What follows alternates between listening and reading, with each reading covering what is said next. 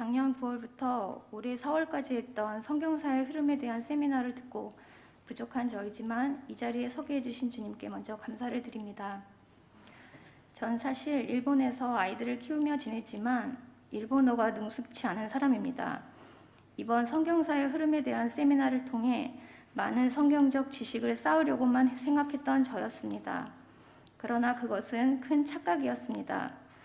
세미나가 일본어로 진행된다는 것을 잊고 있었던 것입니다. 마음속에서 하지 말까, 관둘까 이런 고민을 수도 없이 했지만 찬양팀을 섬기고 있어서 찬양을 하기 위해 매주 나와야 되는 상황이었습니다. 코로나로 인해 교회에서 예배드릴 수 없었던 그때 무교 세미나를 시작으로 교회를 갈 수 있다는 것만으로도 감사하자 생각하며 시작하게 되었습니다.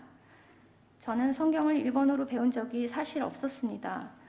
모든 단어 하나하나가 생소했고 성경의 맥을 읽고 가지 않으면 이해할 수 없는 부분들이 많았습니다. 목요일 아침마다 목사님의 말씀이 제 귀에 들리게 해주세요 라는 기도를 하지 않으면 그날은 정말 성경 말씀 찾기도 힘들었습니다. 창피하지만 전 설교 도중 목사님의 얼굴도 그려보기도 하고 목사님이 자주 사용하시는 말이 무엇인지 몇 번을 말씀하시는지 세어보기도 했습니다. 그렇게 집중하지 못하고 있는 저에게 주님은 가랑비에 옷 젖듯 말씀과 기도를 통해 저의 귀와 마음을 은혜로 열어주셨습니다. 성경을 읽을 때 무작정 처음부터 끝까지 읽으려고만 하였기 때문에 중간에 포기하는 경우도 많았고 통독을 하였어도 성경을 풍부하게 알아가는 것이 부족했으며 아쉬움이 많이 남았었습니다. 하지만 이번 기회를 통해 성경이 단순히 여러 권의 묶음책이 아니라 말씀으로 천지를 창조하실 때부터 요한계시록까지의 흐름이 이어지는 한 권의 책이라는 것을 새롭게 다시금 깨닫게 되는 시간이었습니다. 또한 이스라엘의 분열과 왕들의 모습이 나올 때에는 하나님 앞에서 선한 왕들이 있는 반면 악한 왕들에게는 하나님의 악에 대한 심판의 경고가 있었고 선지자들을 통해 회개에 대한 회복의 말씀도 있었습니다. 그것이 곧 우리 죄를 대속하기 위한 예수님이 오심을 인류 구원의 계획하심이라는 것을 이 성경 가운데 역사를 통해 알게 하여 주셨습니다. 그 섭리 모두 주님의 주권 아래 있다는 것을 다시금 주님의 사랑을 느끼게 해주셨습니다.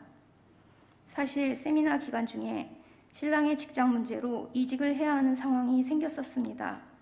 코로나로 인해 한국의 본사에서 일본 지사를 지원할 수 없게 되어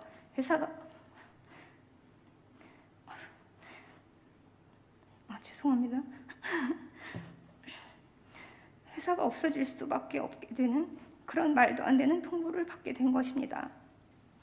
너무 억울하고 원망도 들었지만 모든 주권은 하나님께 있음을, 만물을 창조하신 하나님의 능력 아래 우리가 있음을 세미나 기간 중에 더욱더 알게 해주셔서 마음 가운데 주님이 주신 평안함으로 그 불안한 시기를 감사히 맞이할 수 있게 되었습니다. 세미나 중에 여호수아는 기도하는 사람, 성령에 감동된 자라고 이야기해 주셨습니다. 내가 모세와 함께 있던 것 같이 너와 함께 있을 것임이라. 내가 너를 떠나지 아니하며 버리지 아니하리니. 여호수아 1장 5절 말씀입니다. 하나님께서는 언제나 우리와 함께 하신다고 약속해 주셨습니다. 이 어려운 시기를 담대히 감사함으로 받아들여질 수 있었으며 기도하며 더욱더 말씀에 힘쓰는 시기가 되었습니다. 성경사의 흐름에 대한 세미나가 단순히 그저 지식을 쌓게 해주신 것뿐만 아니라 우리 가족이 주님께 겸손히 낮아지며 순종하며 그저 감사함으로 살아가도록 인도해 주심을 감사드립니다. 일본어도 알기 쉽게 설명해 주시고 여러 가지 자료들을 통해 이해하기 쉽게 말씀을 전해주신 목사님과 그저 사랑으로 묵묵히 지켜주시는 우리 주님께 감사를 드리며 이 은혜를 주변의 이웃들에게도 꼭 전하고 주님의 빛을 드러내는 자로 살아가고 싶습니다. 이상입니다.